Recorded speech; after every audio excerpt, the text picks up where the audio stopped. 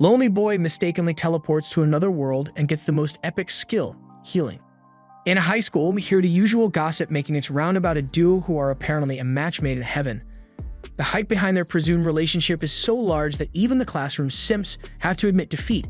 We finally get to see the famed pair and are introduced to the student council president, Inukami, who is walking confidently down the hall and proclaiming her plans to maintain order in the school, while the Beka simp Kazuki walks behind her, excited that he gets to be so close to a girl. But even if he is a simp, he's at least got hoes and a pretty face. But the same can't be said for Usato, who is such an ugly loser that he got the opening spotlight stolen from him in his own anime. He is just your average high school boy with zero friends and zero hoes, so the only thing of interest that happens to him all day is finding a fallen nest of baby birds. He may be an outcast, but he is at least a kind one, so he helps the birds back into their nest and says they can pay him back later if they want to. But then he realizes that he is talking to a bunch of baby birds and leaves before he gets any weirder. He envies all the other impressive high school students and wishes he could be like them as well, or at least get some friends so he doesn't have to talk to birds all the time. Usato decides it's time for him to go home, but his luck keeps on getting worse as when he goes to his locker, he finds that someone has taken his umbrella. He spots another one over by the wall, and for a moment he thinks about just snagging it and leaving its owner stuck here, just like he is.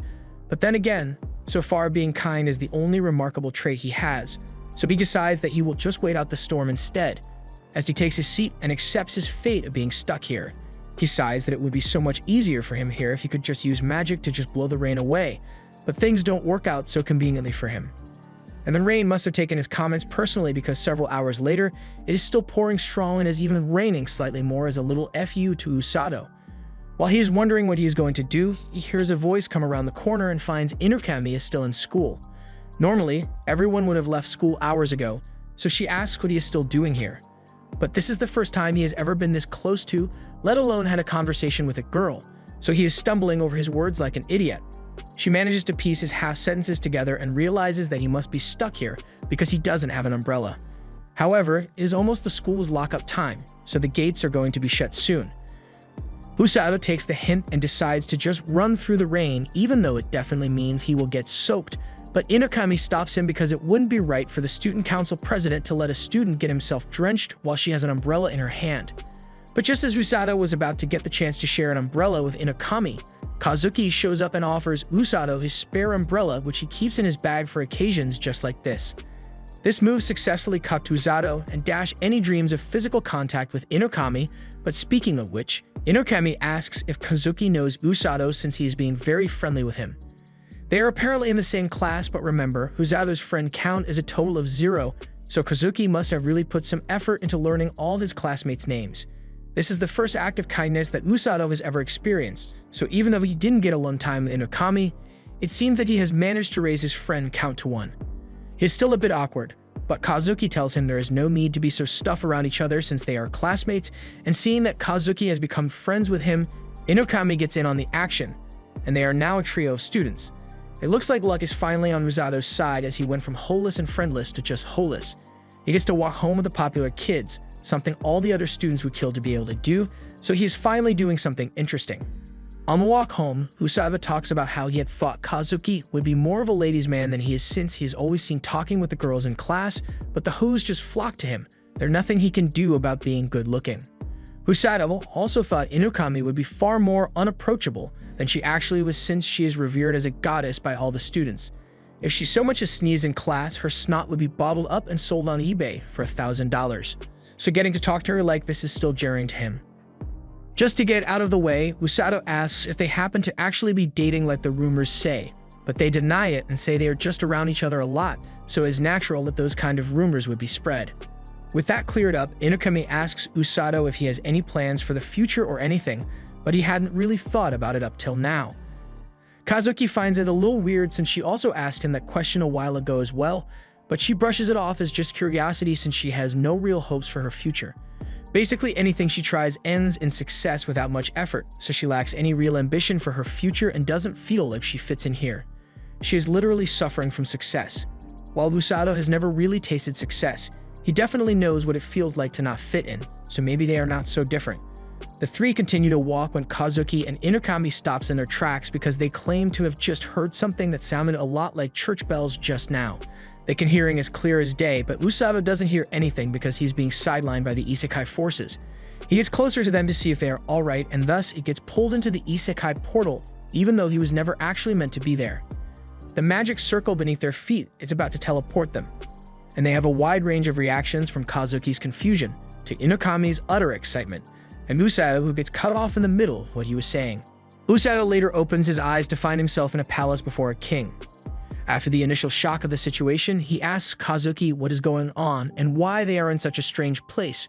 But while their brains are still processing, Inokami is practically drooling from excitement as she realizes this is a fantasy and she's loving it. The king notices that they have all finally awoken, so he starts talking, but gets cut off by Kazuki, who rightfully wants to know what is going on here. A guard tells Kazuki that he is being impertinent towards the king, but the king is fine with it since he did just basically kidnap a bunch of kids. He apologizes to them, but asks that they at least hear him out before they make their judgments on what to do from here. He introduces himself as King Lloyd of the Linger Kingdom, and Inokami is only getting more excited as he talks. He goes on to explain that they were summoned to his kingdom as heroes, and Inokami has a minigasm on the floor from the sheer excitement. The king of demons had laid siege to his kingdom, and with a combined effort, they were successfully able to repel him for now. But since the demon lord is surely strengthening his army right now, they probably won't be so lucky next time.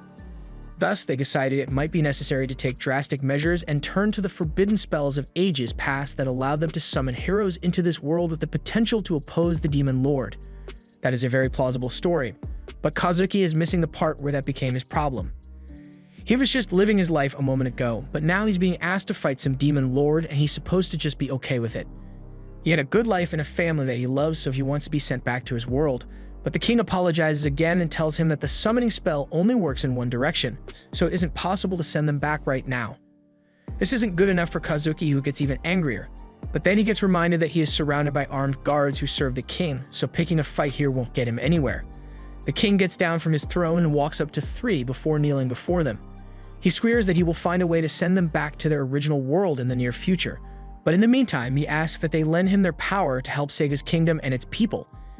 Inokami calms her excited for a bit and asks the king why he keeps referring to them as heroes, even though he has no information on them, so he has his assistant, Welsi, explain. The hero summoning magic circle contains a spell that seeks out individuals who could be potential heroes, which is why they would hear a bell sound before they are summoned. But that just means that while Inokami and Kazuki were the intended target, Usato just got dragged along for the ride and isn't a potential hero. We cut to the magic aptitude evaluation that they will be taking, and Welsi instructs them to place their hand on this magic orb to determine their attribute and its strength. While Inokami is taking her turn, Kazuki asks Usato if he really isn't angry about the way things turned out for him. Not only was he summoned here against his will, it happened by accident too. But luckily for him, the king actually accepts responsibility for his actions, and despite the likelihood that Usato might just be a regular dude, he is still being treated well. Besides, Welsi told him that there is still a chance that he might be able to use magic after all, so he might as well try. Usato is taking this a lot better than Kazuki was expecting, and then there is Inokami, who is still itching to get her grubby little fingers all over that ball. Once the preparations are complete, Inokami places her hand on the crystal ball, and it begins to glow with a brilliant yellow. This is indicative of the thunder element and also reveals that she has a huge mana reserve. Next up is Kazuki, and once he touches it, it begins to glow pure white, and this is one of the more rare abilities because only a few people can wield it. Light magic is the natural weakness against demons, so it will be a powerful asset in a war against them. Last up is Usato, but he doesn't have all that much hope that he'll be powerful. He just wants an ability that will allow him to be useful to his friends. He touches the orb and it begins to glow with a beautiful emerald green color, so he asks Welsi what it means, but she's freaking the hell out and grabs him to go inform the king of what has just happened. She bursts into the throne room to meet the king and he asks what happened. She says Kazuki and Inokami both have great magical aptitude, but the real issue is with Usato's magic. The king doesn't understand what the big deal is and jokes that it wouldn't even be that bad if Usato's magic was the dark element. But Welsi mentions that his aptitude test showed green, and the king's face immediately goes to, oh shit, this is bad. With how they are reacting, Usato wonders if he might be radioactive or something, but it is something much worse than that. The king starts making plans to relocate Usato somewhere else for his own safety. Usato asks if his ability is really that rare, but there is actually someone else who has it, and that is the problem because she is major bad news. And as if on cue, the woman they were talking about bursts into the throne room. Everyone who knows her has a look of fear on their face, but Rose is just being diligent in her service to the king. She was supposed to be on vacation right now, and she decided to come in and check on the status of the summoning ritual. She spots Usato there and asks if he is one of the heroes, but the king, trying to draw her attention elsewhere, says he is just a random kid who got caught up in the summoning ritual by accident. Rose believes him and introduces herself to Usato as the captain of the kingdom's rescue squad. Wellesley then redirects her attention to the crystal ballroom where Inukami and Kazuki are waiting, so Rose begins to leave, much to the relief of the king. He tells Usato that they will figure out what to do with him later, but for now, they will provide him with suitable accommodation. However, Usato still has many questions he would like to be answered since he never learned what kind of magic green is meant to signify. Unfortunately, this was said within earshot of Rose, and upon realizing that his magic is green, she immediately makes a move to kidnap the boy. The king initiates a code red and asks Wellesley to get Usato out of here for his own good, so she forms a magic bubble and has him racing out of the castle at high speed. But Rose is always up for a manhunt and chases after him at amazing speeds. She catches up to the bubble and with a single punch, bursts it along with the entirety of Usato's intestinal tract. From the courtyard, she tells the king that she will be taking Usato, but he doesn't need to worry because she will turn him into a proper healer with her training. The king can do nothing but watch as Usato gets abducted, and the news is later broken to Inukami and Kazuki. They ask if he is in any danger, but it's not like there is a threat of him dying, but there will definitely be psychological damage inflicted. Green signifies healing magic, which is extremely rare for one to possess, so Rose, as a healing magic user herself, took Usato to train him on how to use it.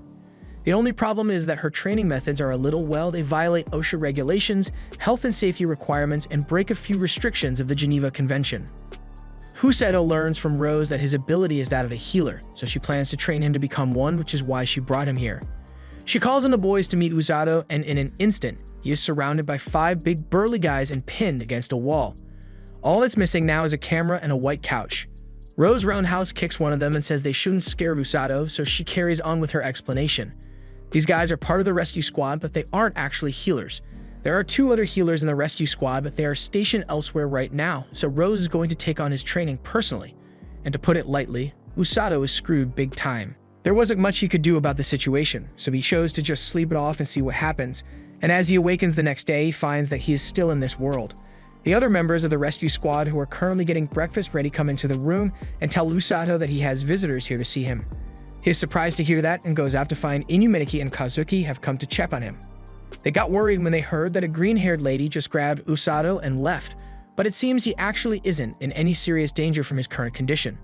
He tells them that he is fine, but then he remembers that he is still meant to be training under Rose today, and he is still thoroughly screwed because that walking tank of a woman is going to personally train him. He may be alive right now, but there's no telling if he will still be breathing by tomorrow. The others ask if the training is really that bad, and from what he has heard about it, it really is that bad. But he seems oddly calm about his fate since he already resolved himself to complete the training no matter what it does to him. There is nothing better for him to be doing anyway, so he might as well put up with it for now since it will give him a chance to not be so useless in this world. Inumaki finds what he says to be inspiring and makes a promise to do her best with her training as well, and that lifts Usato's spirits a bit as he starts talking about the kind of cool hero training they might do. The 2 later leave the rescue outpost to return to their training for the day, and as they go, Usato thinks those 2 are amazing for adjusting in this world so quickly. If possible, he would like to become someone who can help them in their various battles as heroes, which is why he is going to give his training everything he has got, even if it might kill him. Speaking of the devil, Rose comes out and asks if the heroes have finally left, startling Usato and making him give a very robotic response. Rose tells him to calm down since he is not in prison or anything. He is free to talk to his friends as much as he likes, as long as they are not training, of course. She throws a diary over to Usato and tells him to write down his training regimen or his experience here. And you know is going to be traumatic when they are giving you a diary before you even start training. She tells him they will begin after they are done eating breakfast, so he had better prepare himself. After breakfast, they begin their training, and surprisingly, it wasn't as bad as Usato had thought it would be. All they were doing was learning the basics of magic and how to control it, but for now, she tells him to just focus on the feeling of the magic in his body. Next, she asks him to read this thick-ass book, but he doesn't know how he is meant to do that when it is written in a language he doesn't understand. But she tells him to just take a look at it before he starts complaining. He opens the book and realizes that he can actually understand it despite having never seen this language before, and Rose attributes that to the translation spell that is cast automatically on anyone who gets brought into this world by the hero's summoning. She points to the first page of the book and shows him the location of the kingdom of Linger on the map, as well as the location of the demons. And the kingdom is literally right next to the demon's front door, so the next time they decide to go on the attack, Linger is going to be the first to be attacked. She leaves and tells Usato to finish reading that book because it will tell him everything there is to know about this world and the nations in it. This part of the training wasn't so hard, but then day 2 came and he was made to run. He doesn't know how this was meant to help him with his magic, but he ran until his muscles gave out due to soreness, and once that happened, you think he got to rest. Nope, Rose just slapped the shit out of his legs with healing magic until he could move again, and then told him to keep on running. He's going to run until he drops dead today, and after he dies, she will revive him with healing magic so he can keep running some more. This is the trauma the diary was meant to document. By day 4, Usato was training with the rest of the team out in the fields, and while he has gotten better since day 2, they are still passing him easily, so he has got a long way to go. He continued to run into day 5 and then day 6 until he slipped and fell in the rain. But the hellish training seems to have had some effect because Usato can now see the glow of the healer light coming from his hand. But with all the pain he has had to go through, he can't even be happy about it. On the 7th day, there was still no rest for Usato as he was forced to run till his body gave out yet again, and on top of that, Rose kicked him in the butt with force that can split a tree in half. She tells him that the more he hates her, the harsher she will get, and true to her word, Usato got his butt kicked repeatedly, day after day, until his body was forced to learn how to output healing magic for its own survival. He was able to heal his broken butt, but not only that, he could now heal all the muscle soreness from running all the time on his own. Ever since he learned how to output his healing magic, he has been able to run indefinitely without getting tired, but even then, he is not sure if running laps every day make him strong enough to stand alongside Kazuki and Inumaki. He is keeping his doubts to himself in his diary for now because he already knows Rose would only punish him for thinking that way, and almost as if she can read minds, she yells that Usato has to do 30 more laps before he gets to stop running for the day. Now it's personal. Usato isn't doing this to help his friends anymore, he is just going to get through this training and prove Rose to that he can handle anything that she can throw at him. The next day, Usato had a new task added to his training regimen and had to do over 1,000 push-ups in one go. Usato is starting to get tired after over 800 push-ups have been completed, but torn muscle fibers aren't enough to stop him anymore since he can just heal himself when he gets tired. Rose finally tells him why she is pushing him to such lengths to strengthen his body, and it is because a healer is of no use if they get killed early in the round. He needs to have the physical strength to run away from the enemy if needed. The faster you can run on the battlefield means the faster you can save your allies from the brink of death, so it is very important that you strengthen your body as much as possible to be an effective healer. This time, Rose doesn't yell at him and just tells him to get back to doing his push-ups. The next day, his routine has become running all morning and then late into the evening, he does push-ups. This time, as he is doing his push-ups, he can feel that his body has gotten lighter for some reason, probably because the training is paying off, so to offset his new physical capabilities, Rose added weights to his workout routine for the next day. After that, Usato came into the house to find that his lunch had been stolen by one of the members of the team, and he wasn't going to stand for such injustice, so he was ready to lay the smack down on that guy if he can manage to catch up to him. He was complaining a lot at the beginning of the training, but now he is starting to get used to it more and more, which may not exactly be a good thing. A week later, and 21 days since Usato began his training, Kazuki and Inumaki pay him a visit. They are led to his training ground, and they are shocked by what they see. Usato is doing push-ups, but these are absurdly difficult push-ups with the added weights of a 10-ton rock and Rose sitting on his back. Usato has started to grow the spine to talk back to Rose whenever she tries to insult his performance, so he ends up saying that she is so light that this much is nothing. Shortly after, he began to regret those words as Rose decided to add another rock on top of the one that was already on his back, nearly flat-out squishing Usato, but he still manages to hang on for dear life. He uses his healing magic to repair the broken bones he must have gotten and continues to push through the pain, and that's the kind of thing Rose loves to see. At this rate, she thinks she will be able to take Usato with her onto the battlefield sooner than expected. As Kazuki and Inumaki watch what just happened, Kazuki can't believe how cruel the training he is undergoing is, but all Inumaki sees are those mouth-watering muscles that Usato is now packing.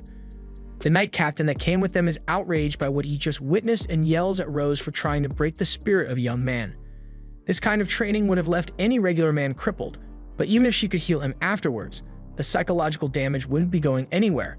However, Rose doesn't see a problem with her methods since Usato seems to be adjusting to it well enough. Plus, she plans to have him be her right-hand man so she can't afford to take it easy on him just because of his sanity. Usato hears this, and this was never part of the agreement. He doesn't remember ever saying he would become her right-hand man or anything.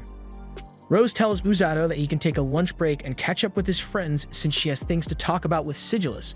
So Usato, Kazuki, Inumaki, and Princess Celia, who accompany them, all go to have a chat under a tree where Usato learns that Sigillus is the strongest knight in the kingdom.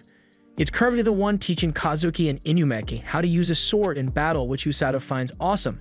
That aside, he asks who this girl is, so she introduces herself as Princess Celia of the Linger Kingdom, and realizing that she is the princess, Usato begins to bow and apologize if he was rude to her. Celia doesn't like the princess treatment, so she asks Usato to just treat her like any normal person. She brought a pastry for them all to share together, so they dig in. Kazuki asks Usato if his training is always as bad as it was today, but he actually had it pretty easy today compared to what he normally has to go through. Usato asks what kind of training Kazuki and Inumaki have been up to this entire time, so he recounts that they've been doing sword training with Sigillus, followed by some magic training with Welsi in the afternoon. But their mental health is still taken into consideration while they are going through the training, unlike what Usato has to go through, but he has lost enough brain cells, so he is used to it by now and it's not as bad for him anymore. Usato reaches for another slice of pie and Inumaki can't help herself and gets real down bad for Usato's rock-hard abs. Usato tries to change the subject before Inumaki can any more moist and asks if there was something Kazuki wanted to ask him. Kazuki says it's nothing much, he was just wondering if Usato was having a hard time here, and yes, he definitely is, but is much more manageable than it was when he first got here. He wanted to run away, but Rose was too fast, so he had no chance of escaping, but after doing it for a while and getting used to the new environment, he has started to think of this place as home and somewhat enjoy the training. He may just be being stubborn in the end, but since he is not a hero or anything, he wants to be able to assist them when they go into battle against the demon army. Just then, the guy who ate Usato's food a week ago shows up to bring Usato his lunch, but Usato has still got beef with him. They start trading blows with one another, and Usato will probably win since he can heal himself and the other guy can't, but the others wonder if they should intervene or something. Kazuki thinks it is fine since Usato seems to be having fun, so this is probably him at the happiest he could be. Knowing that Usato is alright, he decides it is time to go back to the castle and continue his training, so they all get up to follow him back. As Inumaki is about to leave, she thinks to herself that there must have been a reason that Usato got pulled into this world with them, so they should all try their hardest to become the best versions of themselves here. That night, after beating up the lunch thief, Usato takes a bath and thinks to himself that he is glad he got to see Inumaki and Kazuki. Although Inumaki kind of creeped him out back there with how she was looking at his body, but then again, he can't blame her because his body is awesome right now. He is faster, stronger, better, and this is all a result of the training he has constantly been doing, pushing his body to its very limits and then healing it back up with his magic for an incredibly fast growth rate. But even with his unbelievable muscle gains, he doesn't know if it will be enough to save people out on the battlefield. The next day, Usato is told that he will be heading out with Rose for the day. The others know what this means for Usato, but he is still oblivious, so he follows Rose out of the kingdom and into the forest. There, she tells him that he is not allowed to come home until he has killed a grand grizzly bear. And I may be missing a page, but I don't think Usato ever actually learned how to fight, but Rose doesn't seem to care and just tosses him into the forest with no assistance or guidance of any kind. On top of that, Usato doesn't exactly have fly hacks enabled, so unless he does something quick, we're going to have to cut the season short. As he is about to hit the ground, he turns around to face his problems and proclaims he won't let himself die here as he stretches his arms to break the fall. And while he ended up surviving, you know he's got to have at least 2 new elbows after that one. He takes a moment to heal his broken body and comes to terms with the fact that he is now stuck in this forest until he kills a grand grizzly bear like Rose had asked him to. He could still just leave without killing one, but then he would have to deal with Rose, and Usato would much rather handle a bear than her. Besides, it's just a 2-meter-tall giant with razor claws. How bad could it be? It is actually pretty bad after all. The bear is much bigger than he had thought it would be, and looking at it up close is terrifying, so he backs out and uses the Joestar family's secret technique. He is sure that with all his running practice, he should be able to outrun the bear with ease, but the bear never skipped leg day either.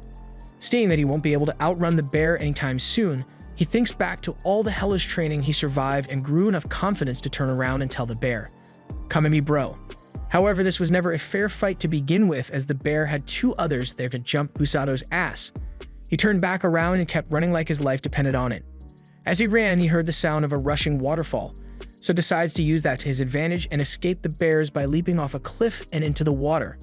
The bears stand and watch to see if he comes back up, But after losing interest, they all walk off, leaving Usato alive for another day. Meanwhile, Usato makes it out of the river and hangs his clothes up to dry as he finally takes a look at what he has in his bag, and he sees that he was given nothing but the bare essentials for survival. Some water, a knife, and some bread that can also substitute for a weapon to deliver blunt force trauma. He still doesn't know how he's going to manage to take out a grand grizzly, but there's no use worrying about that now as it has gotten too late to do anything more. So Usato just decides he'll deal with it tomorrow and covers himself so he can safely get some sleep. The next morning, he heads out and begins strategizing for the takedown of the grizzly bear, and the first thing on the agenda is to find out where the thing lives so he can plan out an ambush on it. He begins making his way through the forest and marking out his path so he doesn't get lost when he comes across some bear claw markings on a tree nearby, so he starts worrying that the bear might be nearby right now. However, as he draws his knife in preparation for a fight, all he sees is the head of a little bunny looking at him.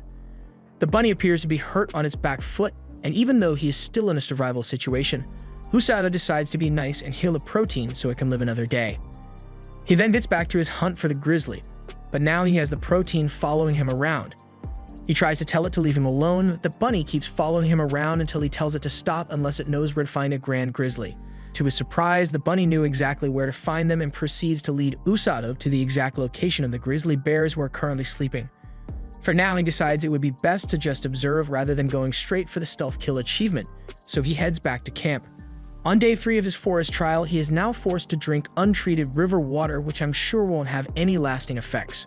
While he was collecting some, that same bunny comes up to him again, wanting to spend time together, so Usato agrees as long as it doesn't do anything rash while they are watching the bears again. There were no significant changes to the behavior patterns of the bears, and watching them act normal, Usato is starting to find them to be really cute. It also helps that he has this cute bunny around to accompany him, so he's having a bit of fun now. It's day 4 and Usato is no longer having any fun. He just spent all morning shitting his guts out thanks to that untreated river water, and healing magic has no effect on his current bowl blasting syndrome, but he has no other water source, so at this rate he's going to be done in by water. While writhing in pain, the bunny comes over to check on him, and Usato is happy he gets to see his bunny friend before he dies of water poisoning. But the bunny is more than just a cute companion. It actually has valuable information about the area and leads Usato to a pool of clean water in the forest. It may not be perfect, but it's definitely a whole lot better than river water. Just then, the bunny starts acting really weird and climbs up into a tree to escape for some reason. Usato doesn't know what is wrong, but he assumes it can't be anything good, so he gets into the tree with the bunny. It must be sensing that a predator is approaching, but what kind of monster could be making it react so strongly while it did seem to care while they were watching the grizzly bears? He gets his answer soon after as he sees this giant snake just cruising through the forest while looking for something to kill. This wasn't in the forest guidebook, but even he can tell that he must never go near that thing if he hopes to be able to survive this forest. As the snake passes, he breathes a sigh of relief and goes back to his normal routine. 4 days have passed since he encountered that giant snake in the forest, and he has finally started to get over the fear that it caused. He has kept on watching those grizzly bears and still finds them really cute, but the fact still remains that if he doesn't kill the grand grizzly, then Rose won't let him go home, so he is inevitably going to need to kill that bear sooner or later, so he decides that he will finally do it tomorrow. Tomorrow comes and his bunny friend keeps pleading with him not to go right now, but Usato needs to do this no matter what. So far, the bunny hasn't failed Usato yet, so he agrees to stay back at least until the rain stops. As the rain settles down, Usato heads off to finish what he was thrown in here to do and walks toward the den of the grizzly bears. But as he gets there, he finds that something else already beat him to the punch and killed the grand grizzly.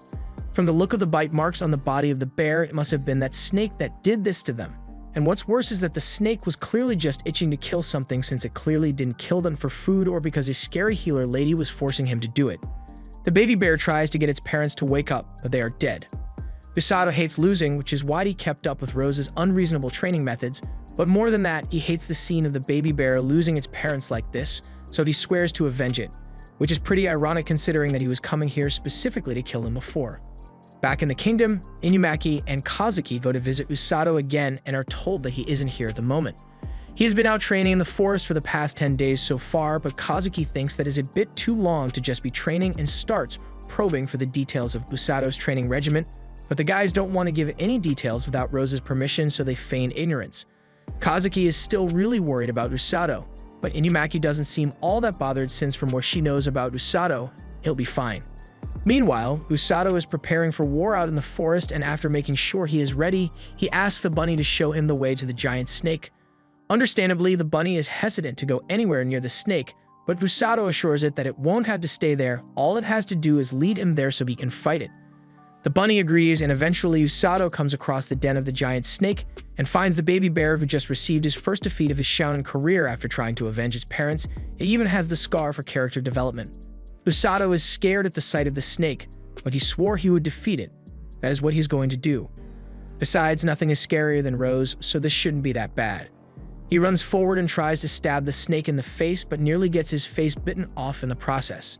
He manages to evade and stab the snake in the eye, successfully creating a blind spot for further attacks. However, the snake anticipated this and lured Usato into a trap for it to bite into its arm. But just as the snake thought it had won, found out that Usato has his second health bar. He managed to do some good damage to the snake, but now he's got the problem of being poisoned. Luckily, his bout of dysentery from earlier taught him a valuable lesson on how to deal with poison as a healer. If your insides have been affected, then just use healing magic to replace your insides. Having neutralized the effects of the poison, he runs forward to attack once more, and the baby bear is already on its power-up arc as it holds the snake in place, allowing Usato to get on top of it and bring it down with a skull-cracking punch. He then drags that spear through its brain until the snake finally stops moving and he believes the battle has been won. Usato collapses on the ground and gets approached by the bear, who has now reached to become friends with my former enemy Shaun and Arc.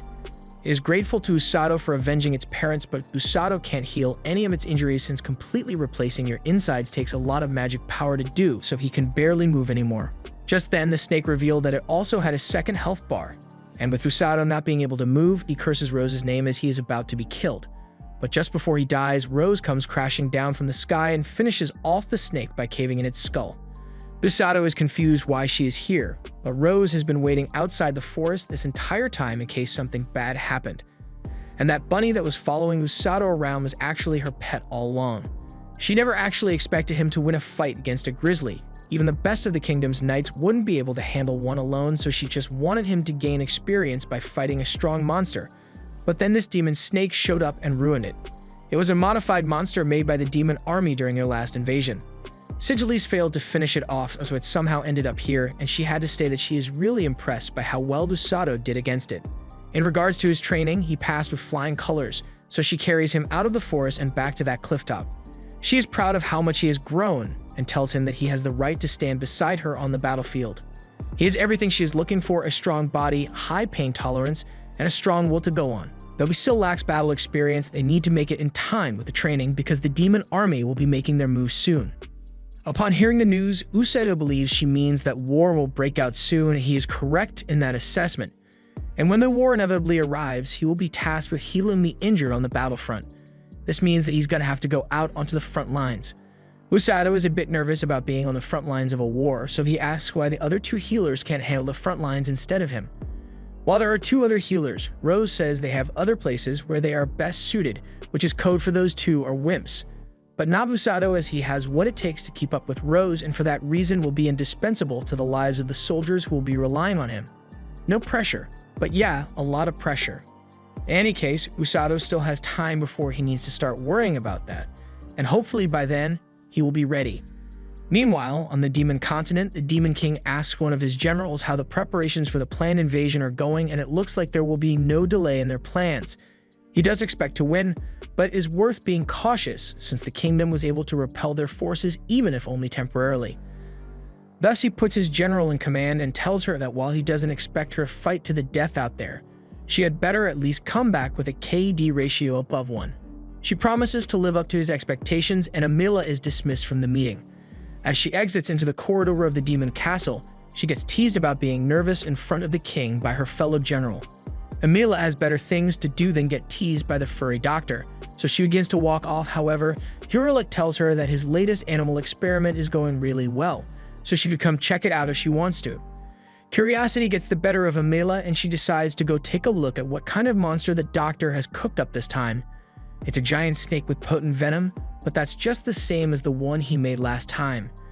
And didn't it end up escaping after they poured a lot of their budget into it? The last one was defeated by a knight named Siggles and ended up escaping, but there is no need to worry as this one is far stronger than the last. Amila certainly hopes so, since there is a threat in the kingdom that is far greater than that of Sigillus. Hurlik knows what she is referring to, as he has heard the rumors as well. They are called the Kidnappers, since they just run out onto the battlefield and snatch up any of the wounded before dipping the hell out of there. The reason the Linger has been able to hold its ground is thanks to the works of these rescuers in minimizing casualties. And not only that, but their boss is a healer as well, so she's able to get wounded soldiers back into the fight while also being an abnormally fearsome fighter. A healer has no business one shooting bosses out on the field. But do you think Rose gives a damn? Amila's master and Rose have some history, so Amila hopes to be able to kill her with her own hands if they ever cross paths. Unfortunately, that won't be anytime soon, as since she was put in charge of the battle, she is not going to be taking part in any battles. The front lines are going to be handled by that guy over there, the immortal dark magic user. Meanwhile, Husadov has finally settled back into a normal life and is just glad to have a bed again. Early that morning, he heads over the pens to wake up his bear companion, and as it wakes up, he offers it some fruit that he found in the dining room. It seems to like it a lot, so Usado tries a bite of the fruit, and it apparently tastes a lot better than it looks. So that bunny that was spying on him for Rose wants a bite of it as well. Usado hasn't forgiven it for betraying him yet, but then again, it's a very cute bunny. Usado caves in and gives the bunny some fruit as well, but that makes the bear jealous, so Usado gives Blurin another one. Rose comes up to him and is judging Usado harder for his choice of name for the bear, but in any case, she told the king about the bear and they got a budget extension to take care of it. Blurin is officially the property of the rescue squad, but that also means that he is going to be forced to pull his own weight around here. But in actuality, Usado is the one who is pulling all of Blurin's weight, as he is now carrying him on his back for training. Rose says this is necessary to simulate the situation where he will be carrying a person's body in his back and running through a battlefield. Rose tells him to start running already, so Usado sets off on his simulated battle run. As he is running though, he gets attacked by the rest of the rescue squad, who were tasked with recreating the conditions on a battlefield, so they are all going to be after him for the entire duration of the run. An hour after the initial attack, Usado gets surprise attacked again by one of the guys popping out of the ground, and the other throwing poop water at him. Many other things are thrown at Usado, but he is able to dodge and evade most of them with ease. However, as 6 hours drag on, he finds that he is much more tired than he normally would be at this point and ends up collapsing. He knows that he normally should be perfectly fine with running for 6 hours straight, but his body has already given out. Rose comes up to him and explains that the reason he feels much more tired than usual is due to all the stress, anxiety, and frustration that comes with the environment of a battlefield.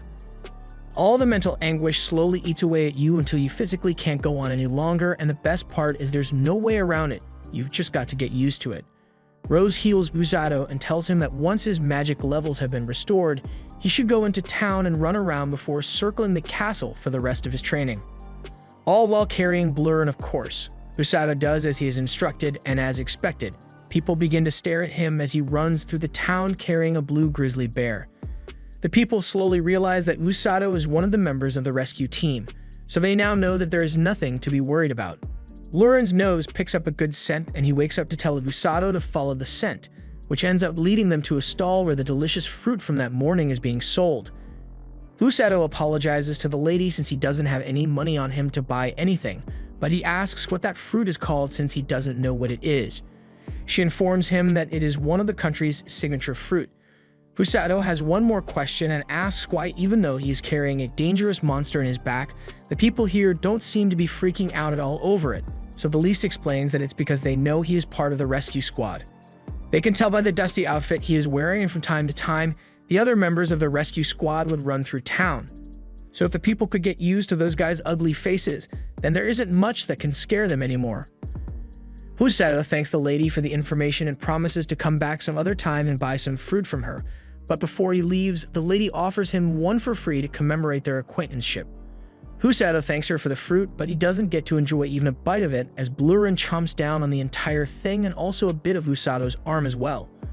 Usado gets moving again, and as he leaves, a girl who was assisting the old lady comes out and asks if the boy who just left happens to be a part of the rescue squad, and it seems like she might have some interest in him. As Usado was getting closer to the castle, he decided that he might as well visit the others since he was here anyway. But as he continued to run, a blonde man notices him and starts trying to catch up to him, but he clearly can't keep up at all. Husato notices him as he is about to die of exhaustion and turns around to get him to a place where he can rest and be healed. This guy is named Orga, and he is one of the other healers that were mentioned earlier. And while he seems quite nice compared to Usato, Rose was right, he's a wimp. Orga is really impressed that Usato can manage to keep up with Rose's training regimen, as it was impossible for him and his sister to do so at all. His sister is the other healer who is 5 years younger than him, and they run a clinic in the town and healing the citizens with their magic. However, if he is so good with healing magic, then how come he wasn't able to heal himself to recover his stamina while he was chasing Usato? In Orga's case, he just isn't very good at healing himself, but he's much better when it comes to healing other people. Usato asks what Orga's role is on the battlefield, and for the most part he stays in the rear while the members of the rescue team bring the injured back to be healed. Usato reveals that Rose had asked him to join her out on the front lines, but honestly, he doesn't know if he is cut out for something like that. Orga understands what Usato means and explains that in battle, the ones who are in the greatest danger are always the knights and magicians on the front lines. This reminds Usato that his friends fall into the category of people who are sent to the front lines and have to fight there. Warriors on the battlefield who get injured can usually do nothing but wait for death to come knocking as they bleed out. Their only saving grace are the healers running around to save them, and while Orga knows it is a dangerous and exhausting job, he also knows that Rose wouldn't choose someone to go out with her unless she truly believed that he could handle it.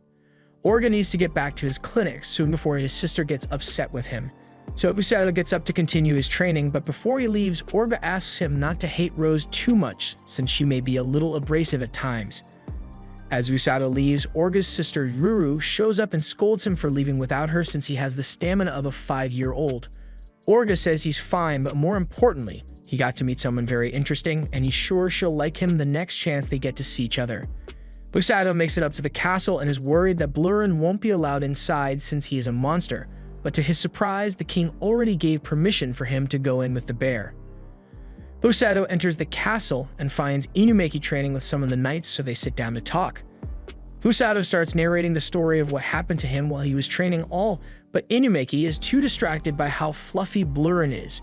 She asks if it is okay to pet him, and Usato says it's fine, even if she gets her hand bitten. He can just heal her afterward. Inumaki reaches her hand out to pet him, and she indeed gets bitten. After Usato heals her, she asks if he came all the way here just to visit her, trying to get a tsundere reaction out of him, but he really did just come here to see her. Kazuki as well, but it seems like he's not here right now. He went out with Sigillus and some of the other knights to gain experience in the forest, so when he gets back, it will be her turn to go get experience. Usato is sure she will do fine and tells her as much before getting up to finish off his training for the day. That night, Usato meets with Rose and tells her that he was terrified to set foot on the battlefield, but today he realizes that he is even more terrified of losing his friends. So while he can't fight and won't kill, he will save everyone that he can, and Rose is happy to hear him say that, as those are the ideals of a true member of the rescue squad. The next day, Usato is woken up by a bag dropped on his chest as the king has issued an order for him to head out. He will be accompanying Inumaki on her upcoming training mission. As they head out, Usato asks Rose why he needs to accompany Inumaki on her training in the first place. After all, Kazuki had someone as powerful as Sigillus accompany him. She tells him that he was actually meant to join Kazuki as well, but at the time he had just returned from his forest adventure, so she refused the king's request. However, the king sent another request for a healer, and she couldn't exactly deny his request twice, so Usato needs to go now. But there's nothing to worry about since he is not going as combat support, he is just there in case they need a healer. They arrive at the castle gates, and Inumaki is surprised to see that Usato will be joining them on the expedition, and even better, she gets another chance to play with Blurin since Usato brought him along. Though the real reason Blurin is here is because he kept biting everyone's hand, so he can't leave him at base. Moving on, Inumaki decides to introduce Usato to the rest of the party, so he meets Iruku the Knight and Korin the Mage. Usato is pretty sure he has already met the knight before, and he is right as he sees him guarding the castle gate on his morning run. Just then, Rose walks up to Inumaki and warns her that Usato's healing magic isn't a get-out-of-death-free card. It can heal wounds and cure poison, but there are limits to its capabilities. Thus, she shouldn't take it for granted. But considering she was trained by Sigillus, she shouldn't need to be healed too often. Rose walks off, and Inumaki remarks that she is really strong. She's never been in the military before, but hearing Rose made her instinctually salute. They get on with the expedition, and we get a look at Kazuki as he is training with his sword. The princess comes up behind him and scolds Kazuki for working his body even harder despite being so fatigued from training, and even in this world, it is clear that the hoes still flock to him. Celia is worried for his well-being, but he assures her that he is perfectly capable of handling this much exertion. Meanwhile, Usato hears from Inumaki about the condition Kazuki was in when he returned from training. He was worn out from battling monsters while he cleared the forest, but he said the battle experience was worth the pain, and now they are going out to do the same thing. Usato recalls what happened last time he was in that forest, and he wonders if Blurren misses his home after being gone for this long. But speaking of Blurren, Inumaki asks if he will be waking up anytime soon, because if not, she wants to pet him.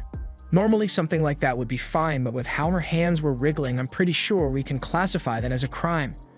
Usato is not about to let Blurren get fondled in his sleep, so he smacks Inumaki's hand away repeatedly. She can't believe Usato is being so cruel to her, but really, she's the one to blame for acting creepy. All the commotion ended up waking Blurren up, and as he is now conscious again, Usato lets him down so he can walk on his own again. However, I'm not sure if you can call that walking. Seeing that Blurren is still really sleepy, Inumaki seizes the opportunity to offer him a piggyback ride so she can get some consensual physical contact. And while she doesn't get to feel his fur, I have to ask, was it worth it? Usato ends up having to heal her, and they continue the journey while he asks her to save the dangerous stunts for when they are in actual combat. And soon after, combat arises as Korin locates multiple entities up ahead. Aruku asks if it is monsters, but no, it's something much worse. People. Realizing that they've been found out, the bandits come out, upset that their plan to ambush the party has been ruined. They yell for the party to hand over all their valuables, but Aruku refuses to do so. The bandit leader isn't exactly giving them much of a choice and threatens the group with the large number of bandits that they have present. Meanwhile, Usato is what these idiots are up to because they are clearly trying to be bandits, but they don't seem very intimidating to him. The same goes for Inumaki, who is just excited to finally get her fantasy bandit fight. The bandits take a closer look and realize that the group have a blue grizzly with them, and while the rest of the bandits want to do the smart thing and run, the bandit leader urges them to stay since it is just a baby blue grizzly. They may even be able to capture it alive and sell it on the black market if they're lucky. Hearing them threaten her beloved Blurren, Inumaki fires a thunderbolt at one of the bandits, and surprisingly, the guy is still alive afterwards. Usato praises her for her control in her blast and tells her she's free to go wild. If any of the bandits get hurt really bad, then he will just heal them so they don't die. Thus, Inumaki proceeded to electrocute all the bandits, leaving just their leader standing. While Aruku is fighting the leader, Korin detects something else coming their way, and it is pretty fast too. So before Aruku can react, they are hit with a stampede of boars. These monsters usually live much deeper in the forest, so for them to be all the way out here, something really bad must have happened. Blurren steps out to defend Usato, but that leaves Inumaki open to be attacked, so to save her from a painful death, Usato uses his body to protect her and gets flung several feet into the air. He uses his healing magic to regenerate all the damage that they are surely going to take from this fall as they crash through trees and off the side of a mountain into a river. He remembers that he's been in this river before, so he knows there's a huge waterfall up ahead and warns Inumaki to brace herself. Usato opens his eyes to find Inumaki standing over him and trying to move his body to safety, but there was no need for all that since Usato already healed himself and was just resting after he dragged Inumaki out of the river. In any case, he wants to heal that cut on Inumaki's face before they do anything else, and she apologizes for having things come to this while they were out training. Usato says it's fine, and if he had to be stranded with anyone, then he is glad that it was her. But still, he never would have imagined that he would end up back in this forest so soon after he left. Inumaki is confused by what he means, so Usato explains that he got yeeted into the forest a while back, so he knows that it is full of monsters even more powerful than the boars that got them into this mess. They lay out everything they've got on hand, and unfortunately, they lost most of their rations and supplies, so they're in a pretty tight corner when it comes to food and water for the night. Inumaki asks why they don't just escape the forest right now, but from the look of things, it will be dark soon, and it might rain, so trying to leave the forest through all that might be a little difficult. For now, they should try to find a safe place and set up camp for the night. Last time he was in the forest, he would just sleep in the tree branches, but Inumaki has never climbed a tree before since her family would never let her have fun. As a compromise, Usato suggests that they head into a cave instead, as it will shield them from the rain as well. And now that they've settled their shelter issues, Usato mentions that it would probably be a good idea to get out of those soaking wet clothes. She agrees and goes over to a corner to change, but then she gets embarrassed and thinks Usato might peek at her. However, he hadn't even thought about doing any like that. Later on, Inumaki uses her lightning powers to catch them some dinner by electrocuting the entire population of salmon, and then starting a fire so they can cook that salmon.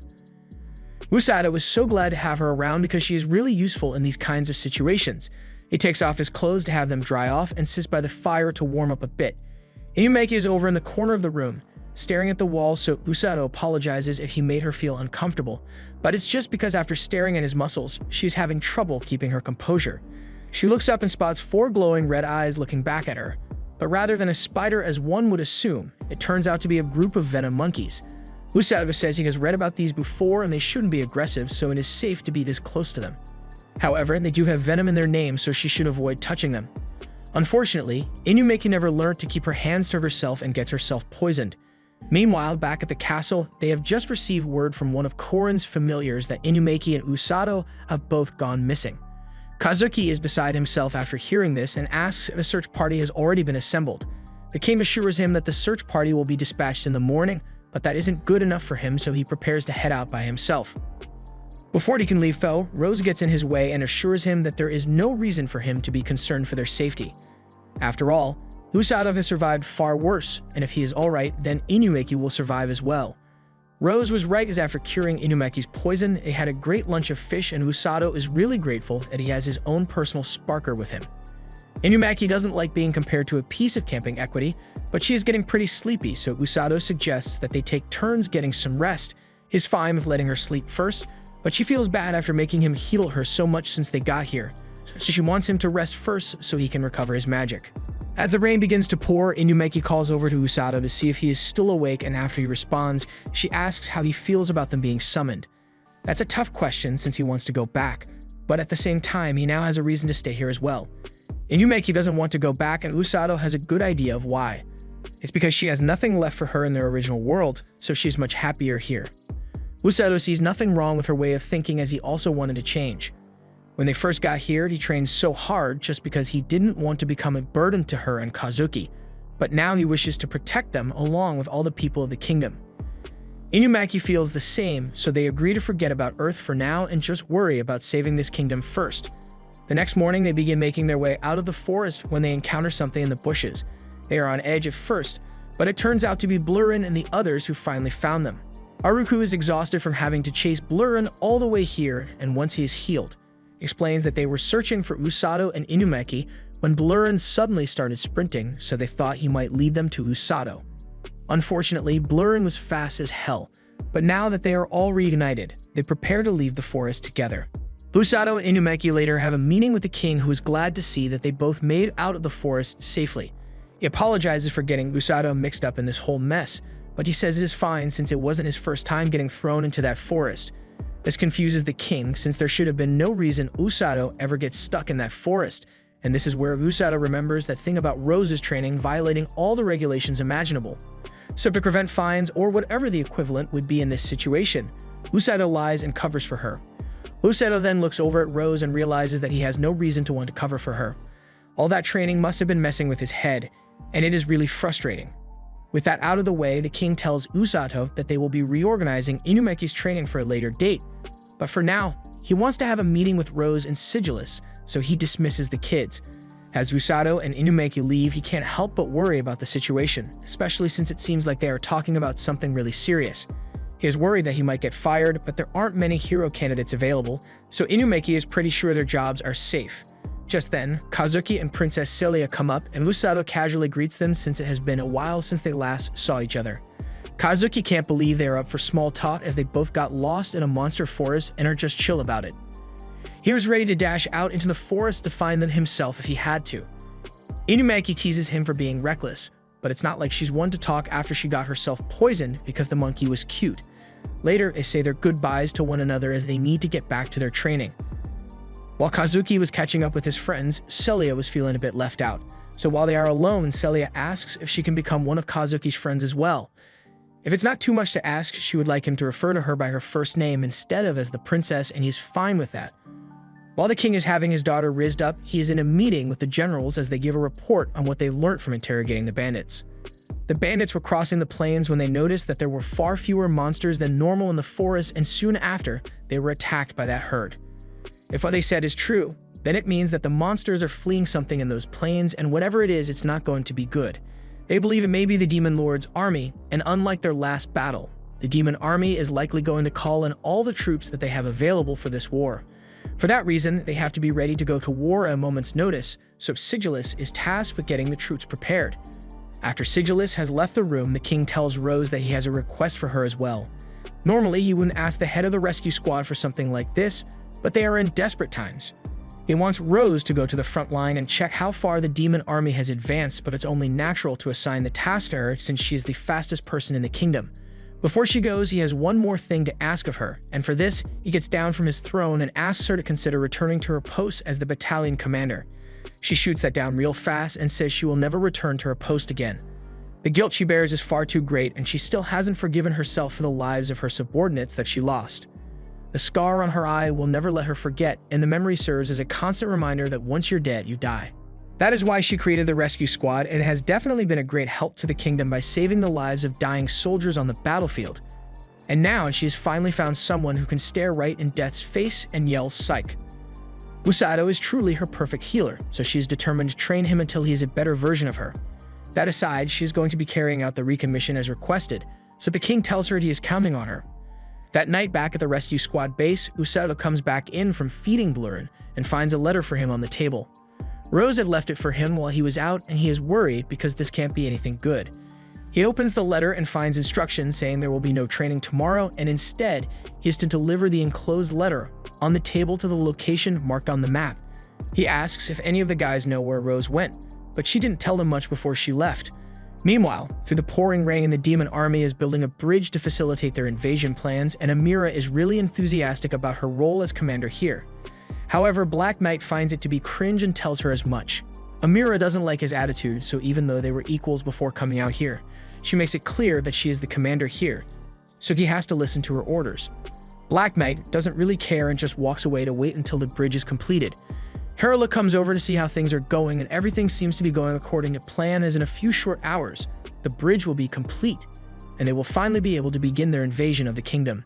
Just then, Amira receives a report from one of her soldiers that there is someone on the other side of the embankment. It is most definitely a scout for the kingdom, but she says it is fine to leave him alone, especially since by the time they get back to warn the kingdom, the invasion would have already begun thanks to the progress they've made in the bridge. However, moments later, a whole ash tree is chucked into the bridge, and it is knocked into the river. Amira is having trouble processing what just happened, as there should be no way a single person can throw a tree that far. But as she looks up at said person, she sees Rose standing there and is enraged.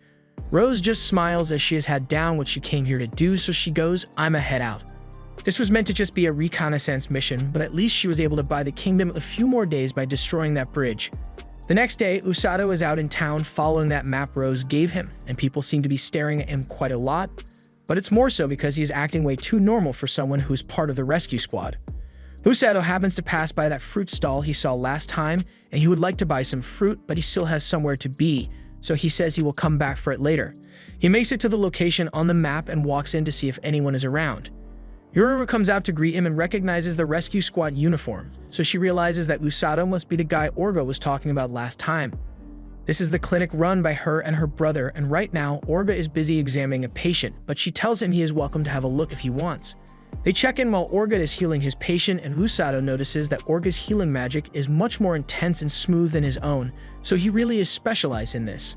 After the boy is healed, both he and his mother are overjoyed, and now that he doesn't need to concentrate anymore, he realizes Usato and Ruru were watching.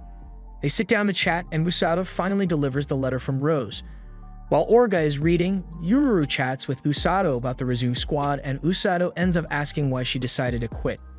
There were many reasons, like even though she's not as good as her brother, she is also specialized in healing others, so she couldn't keep up with the training. Meanwhile, as Orga reads the letter, you can tell that it's not good news from his sour expression, but he tries to hide it from the others while they continue to talk. In truth, Ruru feels a bit bad that she couldn't handle Rose's training, especially since Rose put everything she had into training them at the time. But she couldn't make the cut and ended up being slightly scared of Rose, although she seems to be much happier now that Usato is around. Just then, a man comes running into the clinic in a panic as he tells Orga that there was an accident where a guy fell off a roof, and on his way down, he took out 2 other people, so they need help quick. Orga agrees to come and asks Usato if he will be willing to join them, so they all head out to the scene. Usato makes it there first and Orga still has terrible stamina, so he catches up later. There are 3 people laid out on the floor bleeding. So after checking, Orga is sure that yeah, these guys are messed up pretty bad. He asks Usato to take care of one of them while he and Ururu handle the others. Usato prepares to heal the man's injured leg, but he is starting to second-guess himself because he has never had to heal an injury this severe before. And if they end up on the battlefield, he is going to have to heal injuries that are worse than this. Orga tells him to calm down and relax because to heal others, all he needs to do is believe that he can do it. Usato remembers what Kazuki said about Rose having complete trust in his capabilities, and if she believes in him, then he can believe in himself. They eventually manage to heal all the wounded people, and as they return to the clinic, Ururu and Orga praise Usato for doing so well in the situation, so they ask that he come by to help once in a while since they could use an extra set of healing hands. After Usato leaves, the mood turns serious as Orga informs Ururu that they have been called up to war as the demon army is approaching. There are no certainties in war, but Orga assures his sister that everything will be alright. Usato picks up that fruit he wanted and was about to head back to the rescue squad base, but he is suddenly grabbed by a little girl who says Usato is the only one that can change the future. She then proceeds to dump several time loops worth of trauma on Usato and then leaves. She can't just dump all that on him without an explanation, so Usato begins to look for her so he can get some context on what that vision was supposed to be, but she is nowhere to be found. The girl looks down at him from her room window, and she must have signed an NDA or something in exchange for that future info because she really doesn't want to explain things to him. Instead of providing some insight, she just silently begs Usato to succeed because he is the only one who can change the future. Usato continues to ask around town for the Fox Girl to see if anyone knows where she could have gone, but the guards haven't seen her anywhere. He cries out in frustration over the girl disappearing on him, and Rose happens to hear the commotion he is causing, so she comes over to check out what's going on. The guard gets scared by the mere presence of Rose, so he removes himself from the situation as soon as she arrives. And Usato can't really blame him either, as Rose is indeed pretty scary. Unfortunately, he made the mistake of saying this in front of her, so Rose palms his face and lifts his body by the skull. He tries to take back what he just said, but Rose heard him loud and clear. He then changes the subject by asking what Rose has been up to for the past day, so she finally drops him and explains that she was out on a field mission to scout out how far the demon army had managed to advance. Usato asks for more detail, so she continues by saying the demons were trying to cross the river by building a bridge, but there's nothing to worry about for now as she managed to destroy their bridge, so they should have a few extra days of safety. Usato is happy she did that, but that was a lot for someone who was meant to be out scouting, which earns him another face-palming from Rose. As they walk back to the healing base camp, Usato tells Rose about the Fox Girl he is currently looking for, and Rose seems to know something about her, although they have never personally spoken with each other. About 2 years ago, the girl arrived in the kingdom by herself. She was only 12 at the time, but she managed to cross the wastelands while dodging the bandits and kidnappers that must have been coming after her. Usato can understand that bandits would attack, but why would people be trying to kidnap a random little girl? Since he is not from this world, he wouldn't know of the lore, but here, demi-humans are incredibly valuable to kidnappers in part due to their appearance, but also because they often possess aptitudes for rare and powerful magic. The part about demi-humans possessing rare kinds of magic gets Usato's attention, so he asks if that includes being able to show people visions, so Rose asks what he means by that. He describes something like a nightmare of a future he hopes never comes to pass, so Rose gets the picture and states that there have been some beastmen known to have a magical ability called precognition that can predict the future, but that ability is extremely rare, and if one happened to have it, they would be heavily guarded for their own safety. She asks what made him bring up a question like that, but Usato doesn't want to tell her the full details of what happened to him, so he explains it away by saying he just read about it in a storybook. Rose is suspicious, but she has nothing more to say for now and tells Usato to head back without her because she needs to give a report to the king about her scouting mission. Back at the castle, Rose has just completed her report to the king, so he thanks her for her hard work and halting the enemy's advance. However, although she may have slowed them down, they are definitely working on rebuilding that bridge right now, so they have a few days at best before they complete it. This means they need to prepare for the invasion immediately, so he calls for Kazuki and Inumaki to be brought in for a meeting so he can brief them on the situation. The two of them have received the urgent summons and wonder what could be so urgent that they needed to be called immediately. As they turn the corner, they bump into Princess Celia and Inumaki treats her like she normally does, although things seem to be awkward between her and Kazuki. The king is still waiting for them, so Celia says they can go ahead and speak with him now. Meanwhile, at the rescue squad base, the guys are snoring as loud as ever while Usato lays in bed unable to sleep. He can't get the vision of the future out of his head. But even if he knows what will happen, what can he possibly do to stop it? The one thing the fox girl said before she ran away is that this is a future he can prevent, but he doesn't understand how he could possibly do that. Just then, he sees some floating lights outside the window, and since he is the only one awake, he gets to check it out only to find Kazuki waiting outside. The two sit down and have a chat, and Kazuki apologizes for coming here at this time of night, since Usato probably needs to be up early in the morning for his training, but he says it's alright since he wasn't sleeping anyway. Kazuki tells Usato that he was just called into a meeting with the king earlier this night and was told that the battle with the demon army will soon be beginning. He was expecting this, so he wasn't too surprised, but Inumaki seemed almost happy to have the chance to be soaked in demon blood. However, when he thought about having to fight and kill on a battlefield, he lost his nerve and ran out of the castle, which is why he is here now. He admits to Usato that he is scared to fight a war, and back when he was training the Sigillus and had to fight monsters, his legs froze up after he saw them for the first time. The monsters put up a fierce fight when he tried to fight them, and once he finally managed to defeat one, it dawned on him that he had been taking this whole situation way too lightly. When he fights the demon army, they are going to try to kill him with everything they've got, and that's not something he has come to terms with yet. The people of this kingdom have been so kind to him, supported him, and are relying on him to be their hero, but he's not sure if can live up to what they expect of him. Usato understands how he feels and begins to tell him how he thought of him back on Earth. He always thought Kazuki was a cool guy who knew what to do in every situation, but now he knows that even he gets scared as well. It must be tough having to live up to the expectations of those around him, but just so he knows he doesn't have to keep living up to those expectations. It's good to try to help others, but that should make him feel like it's wrong to put himself first sometimes. Kazuki asks how Usato feels about the war, so after thinking about it for a bit, he states that he will be joining the warriors on the front lines. He wants to save the people who get injured out there, and it's not like he isn't scared out of his mind whenever he thinks about it, it's just what he decided to do. Even though he could end up dying, he wants to be able to save the people he cares about, including Kazuki as well, and he'll do that whether Kazuki goes out to fight or not, because either way, he is still going to be his friend. Seeing Usato show so much resolve in the face of immense danger for the sake of his friends makes him more confident, so he decides that he will fight to protect everyone he cares about as well. The two make a promise to each other to keep the kingdom safe, but then Usato realizes that everything he just said was hella cringe, so he just wants to forget about it. Unfortunately, Inumaki was hiding nearby the whole time and listened in on the whole conversation. She tries making fun of his speech to get a reaction out of him, but he's not in the mood and tells her to leave it for tomorrow. Besides, he knows the reason she is here is because she got worried about Kazuki and followed him here. She confirms as much but says everything worked out because Usato managed to convince him to fight for the kingdom. Although, Usato still kind of wishes Kazuki didn't have to fight in this war. Inumaki asks if the same goes for her, and he would rather she didn't put herself in danger, but her situation is different because she already made up her mind to live in this world for the excitement, so fighting is something she really wants. She realizes he is right and decides to end their chat for the night since tomorrow is going to be a big day. The next day, the king makes a declaration to his army that the Demon Lord's army has been sighted near the capital, so it is only a matter of time before they are invaded again. He plans to intercept the demon army in the grasslands.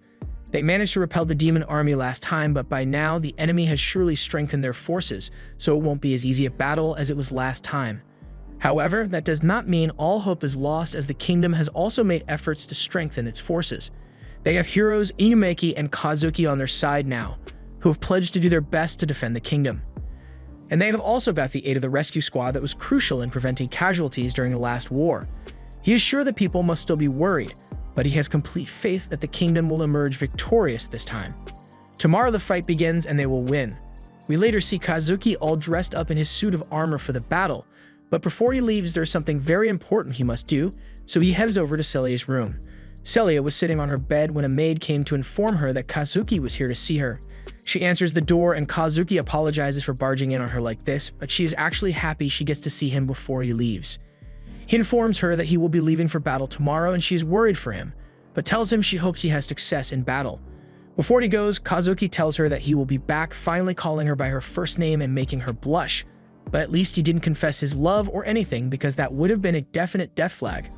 Back at the rescue squad base, Umaru is marveling at how cute Blurin is and asks if Usato will let her pet him.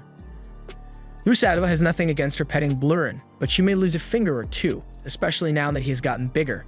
She doesn't think that will be an issue since animals always love her, but as she tries to pet his head, Blurin smacks her hand away repeatedly. She was on the verge of tears since he won't let her pet him, but that's when Rose's bunny shows up and gets on her shoulder. She tries to pet it as well, but even the bunny won't let her touch it. While she is dealing with rejection, Usato notices that Orga is being rejected by gravity, so he goes over to save him from dying before the battle begins. Orga thanks Usato and apologizes for all the trouble they are causing, but he doesn't really mind since Ruru seems to be really cheerful despite it all. Orga explains that she looks cheerful, but she's actually pretty nervous right now since it is her first time heading out into battle as well. She's just acting that way to cope. Just then, Usato gets called into Rose's room because she has something to tell him, but he's a bit nervous now because he has never been called up into her room before, so he's a little worried about what may await him in there. Usato heads up to Rose's room and she tells him they need to talk about something. She asks if he remembers what his role is on the battlefield, so he answers that he is meant to heal the injured with her on the front lines. He is right, but Rose says they won't be doing that at the beginning. The other members of the rescue squad will carry the injured to the rear at first, then they will heal them along with Orga and Ruru. Usato asks why they won't be in the front lines from the start, but she says there isn't a point to being out there so early since there won't be many injured people. And with all the chaos that is bound to happen, non-combatants are going to be easy targets. She also has one more thing to tell him for when he does head to the front. He's going to have to make sure he only heals people who need it, otherwise he'll just be getting in their way. Now that she has said all she wants to say, she presents Usato with a box and tells him to look inside. Within the box is a uniform she had made for him. It's made to help him stand out on the battlefield, and I've got to say he looks great in it. Rose has one more thing to tell him before they depart. Just because he can heal himself does not mean he is immortal, so he had better not take his life for granted. He never intended to die, but Rose tells him that she's known people who said the same thing and ended up dying anyway. If he does any of that self-sacrifice crap, and she will make sure she kills him with her own hands before the enemy can. Usato gets the point that she is trying to make, so he promises that he will save everyone, including himself, and that brings a smile to Rose's face. As Usato leaves her office, he still isn't sure what happened in that vision the Fox Girl showed him, but he knows what he has to do, which is to make sure Kazuki and Inumaki do not die. The long journey to the battlefield camp has begun, but it is taking far longer than Ruru had expected it to, since they haven't even reached the halfway point yet. They are heading out this far because they want to put as much distance as possible between themselves and the kingdom when they have to fight the demon army. At the front of the carriage, Usato is riding with Rose and asks what demons are like since he has never personally seen one. So she explains that they look more or less human, but they have twisted horns and tougher bodies than humans do, as well as larger mana pools to draw from. So they surpass most humans in ability. Rose asks if Usato is feeling scared now that he knows they are so powerful, but he already knew they would be dangerous to begin with, so this changes nothing. Besides, he already knows an even scarier monster that he is forced to deal with on a regular basis. Rose doesn't appreciate his comment, but instead of the usual beating, she just remains silent this time and continues leading the horse while having flashbacks to the last war. They look back at the time the king was addressing his generals before sending them into battle and formally informs them all of the sighting of the demon army near the outskirts of the kingdom.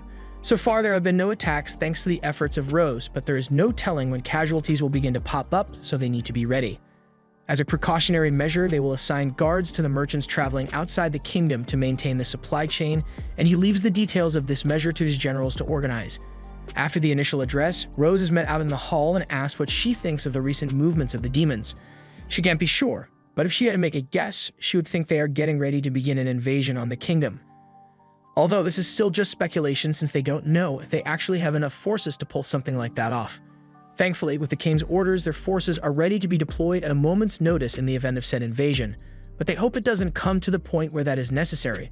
Sigilus heads off to handle some of his army commander duties, and as Rose returned to hers, she thought to herself that it may be a good idea to get the rescue squad ready for deployment if necessary. While she was deep in thought, we see a girl run up to her and try to get her attention. The girl cries from the pain of Rose's gorilla strength punch, but Rose doesn't care for her tears and scolds her for interrupting her thoughts. The girl gets back up and starts walking alongside Rose as she asks if the demon army is really going to invade, but that just gets her another smack on the head because she was clearly eavesdropping on Rose's conversation earlier. All tries to be optimistic and says they just need to shove the army back and force them to retreat, but thinking so simply could prove to be a fatal error. They arrive at the base and All's squad greets her but can tell she looks a little pale, so they ask if something bad happened. That is when Rose states that she will be training them this afternoon, and they all instantly turn on All for causing this since they know she must have done something to make Rose want to train them. She starts making up excuses to get herself out of this mess, but the squad members aren't falling for it and start beating her up. And while that happens, Rose just walks away since all is getting what she deserves already.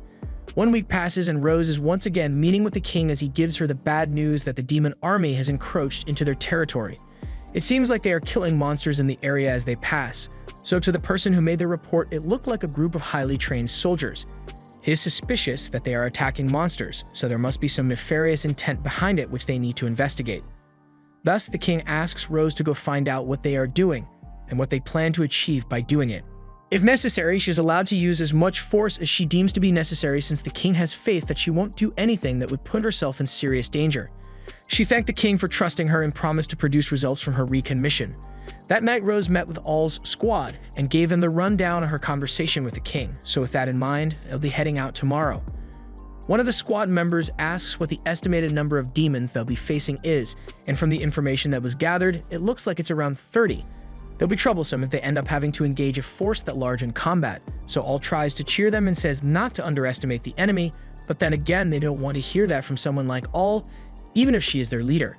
They've had to train under Rose for the past week because of her, but she tries to defend herself by saying the training is really paying off since they are stronger than ever, which may be true, but that doesn't stop them from throwing things at her in anger. Rose turns her attention to the squad and tells them that they are going to have to be completely ready for the upcoming mission, so for that reason, she will be heading out with them personally. This gets the squad in high spirits, since although they know Rose can be insanely scary, she is still an amazing healer, so they don't have to worry about getting injured anymore.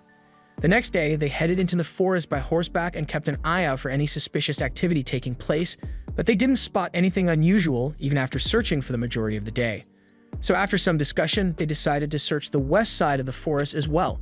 Some were opposed to the idea since the western side of the forest is known to be far more dangerous than the areas they've searched so far.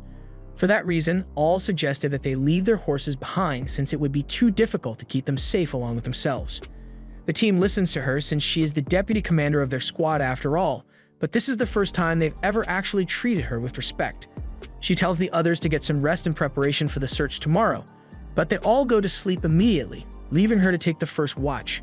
Rose tells All that she should get some sleep as well since she wants to take the first watch instead. While all the others are fast asleep, Rose notices that All is still awake and calls her out on it. All gets up and sits by the fire so she can ask Rose a question. She has always questioned why Rose would choose her to be the deputy commander when there are certainly many better options available than her for the position. Rose asks if she is saying she is unfit for the position, and that's exactly what All thinks of herself. The rest of the members of the unit have been personally trained by Rose to be the best at what they do, while All is just kinda there. As deputy commander, the only thing she does is submit request forms and handle paperwork, so anyone could have taken her position and there would be no change. Rose doesn't see how that makes her unfit to handle a position since she has thus far been keeping up with her tasks really well. With how well she manages, Rose may even someday hand over the title of commander to her. All wants nothing to do with the title of commander since she already has enough worries being the deputy. As Rose already knows, All is insanely stubborn.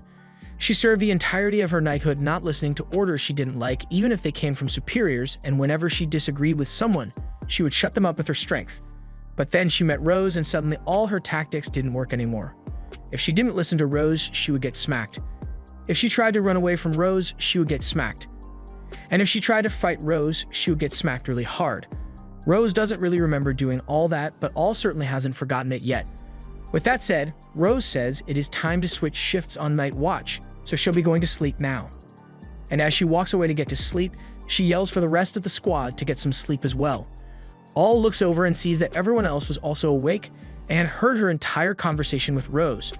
They all tell her that they actually do trust her judgment and don't hate her as long as she doesn't do anything dumb. The next day, they head west and scale a mountain, which is why they couldn't bring their horses. Once they arrive at the summit, they find some alarming tracks. The claw marks of a wolf and tons of footprints, accompanied by fresh blood.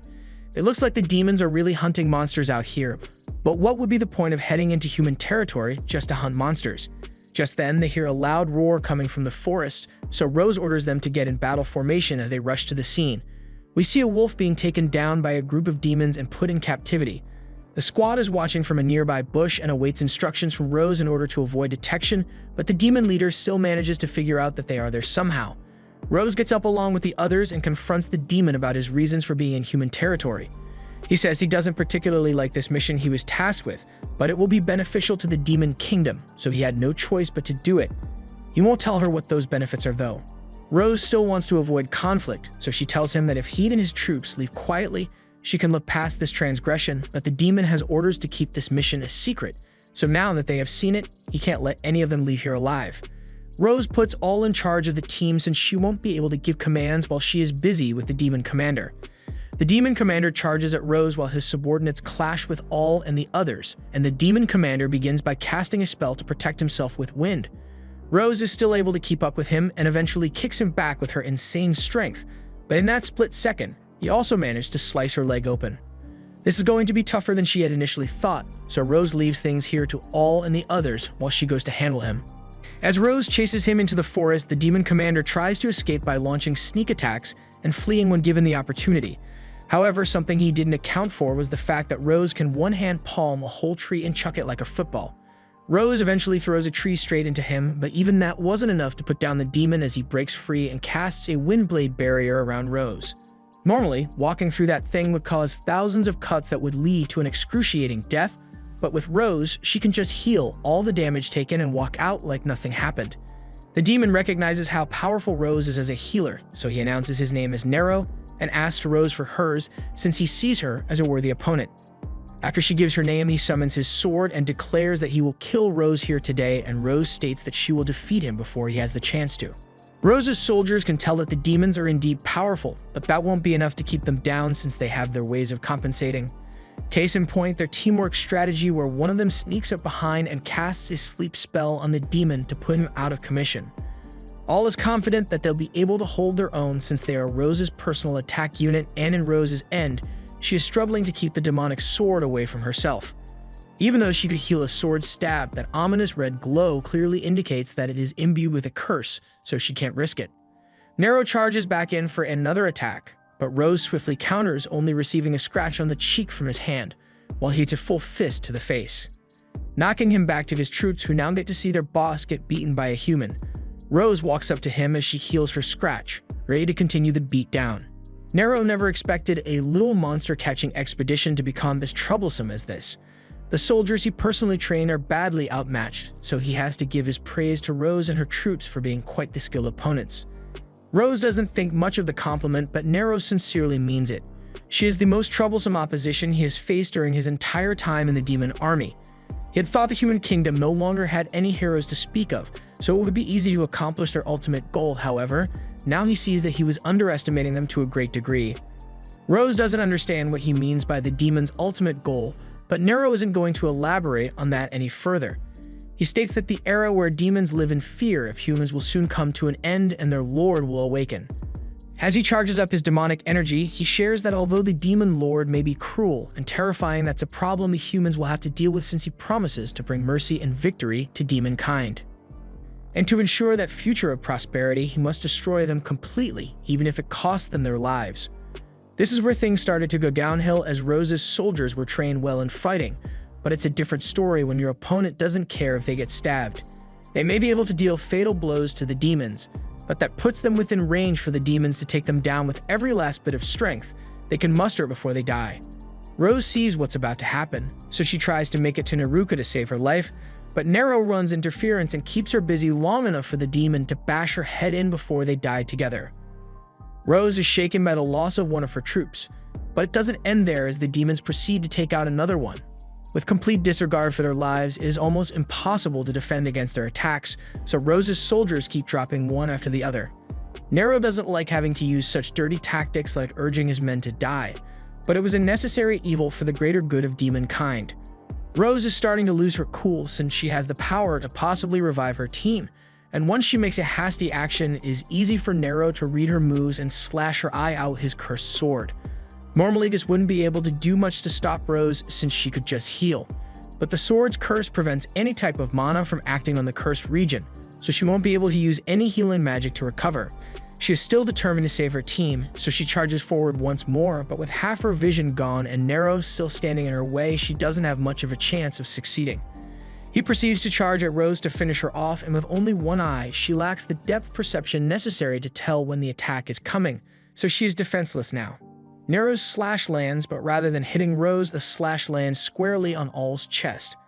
All has a smile on her face, being able to save her commander, But with that wound, Rose won't be able to save her. She falls to her knees and turns, completely broken as a person. She looks over to the sea of bodies of both the demons mixed with her fallen comrades, and memories of their cheerful faces just makes it all the worse. They believed in her to heal them when they needed it, but she let every single one of them down. She wishes all would have at least tried to run away instead of sacrificing her life, but because of Rose's weakness and pride in her abilities, they perished. Nero stands over her, saying he will never forget the deaths of his comrades who sacrificed themselves for their cause, nor those of the skilled humans who forced them to employ such tactics. Now all that is left to do is kill Rose and return to the demon kingdom. But before he can finish the job, Rose grabs the sword out of the air out of the sheer rage she is feeling, what gives him the right to say he will remember her comrades for her. He knows nothing about them and even ordered his own soldiers to kill themselves, so what would he know about keeping the memory of comrades alive? She proceeds to land right hook after right hook on him, launching him several feet back. He tries to use the distance to activate his wind magic, but Rose meets it before he can activate the spell and pulls him face first into the ground. She then smashes him into the ground, tosses him in the air, and kicks him some more, all before punching him into a tree with astonishing force. And uses the same sword he slashes all with to stab Nero through the shoulder and begins walking to him to finish the job and avenge her soldiers. However, she sees a sight that stops her dead in her tracks. One of Nero's soldiers, who is still alive, is trying to save him despite his willingness to sacrifice his men. But in all honesty, she is probably Nero's favorite since he actually cares about her life and urges her to escape before Rose kills her as well. Amila refuses to leave him behind despite the danger, and she actually manages to free him successfully. However, before Rose could finish both of them off, she stops as Amila reminds her a lot of all, so she can't bring herself to kill her. Once the two have escaped, she cursed herself for being too weak-willed to finish the job for her team, but then she hears a voice and realizes All may still be alive. She crawls all the way back to All's body and tries to heal her, but All already knows her wound is too severe. Besides, the curse of that sword will prevent it from being healed anytime soon. All has already accepted her fate and tells Rose that she has no regrets in life and she is simply happy that she got the chance to fight alongside her as her subordinate. She knows the others must have felt the same way, so they would want her to keep being the same Rose that they knew and love. All passes away soon after, leaving Rose as a shell of her former self. She returns to the capital to report what she has learnt of the demon's plans and the likelihood that once they revive the demon king, that they will invade the human kingdom. After her report, Rose makes a request of the king asking that he remove her as the army commander and revoke her knighthood. She no longer feels like she has the right to call herself a knight after she let her entire team die out in the field. She has nothing more to say, so she leaves the castle to go on her walk of shame home.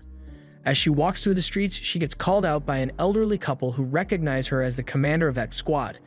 They say their son's name was Josh and he served under Rose, so she is prepared to take whatever manner of verbal abuse they wish to throw at her for getting their son killed. But on the contrary, they actually wish to thank her for helping Josh live a more fulfilled life. He was always kind of a bum before, but once he met Rose, his life turned around for the better. Rose keeps their kind words in mind, but she still can't bear to forgive herself for her failure as a captain. A month later, Rose was settling into her depressing life and had a chat with Sigillus about a visit the king paid her a couple days ago. He came all the way out here without a single guard just to see her, so she was quite surprised. She hasn't left this house for a month now, so Sigillus asks if the king wanted to convince her to rejoin the knights, but that's not the case. He came for the same reason Sigillus is here now, to make sure she doesn't send herself to the afterlife out of grief. Sigillus grabs her out of anger, but she tells him to calm down since she is not going to do anything stupid. He releases her, although he is still concerned for her well-being and asks how her wounds are doing. The curse of the sword was only temporary, so she was able to heal herself after a while, yet she still chooses to leave her eye unhealed as a reminder of how she failed her team. It will be her punishment for allowing them to die, but now she wonders what she is meant to do with this life of hers. She has considered going to hunt Nero down and kill him, but it's not like that would do much good. She takes a breather to cool off and sits in the dining area. But then memories of the good times they shared together come flooding back and she is hit with another depressive episode. Just then, she begins hallucinating of All, and while she is still dead and gone, the hallucination reminds her that the Rose the team knew would never sit around and brood like this. They would have wanted her to keep her usually spirit high and fight in honor of them, so Rose now understands what she needs to do. She will act in a way that her fallen comrades can admire, so first, in preparation for the next battle that is bound to happen in the near future, she wants to make sure that no soldiers have to die out on the battlefield, so she will create a team to rescue them. She will need at least 5 people to start with, at least 2 other healers, and one other person as powerful as her. Someone who can run through the battlefield and heal the fallen while also taking out threats along the way. And that person is sitting right next to her now, so she tells Usato that she is glad she got to meet him. That came out of nowhere, so it freaked him out a little, but Rose tells him he has no idea how precious his existence is to her. Imagine if all healers were able to do the things she can do. It would probably be the end of the world, but the point is that it is not possible for something like that to happen. He is the only other person who has grown this strong, so she is certain he won't die if she brings him with her, and her confidence in him puts a smile on Usato's face. This was the end of episode 9. Thanks for watching. Subscribe to not miss the next part.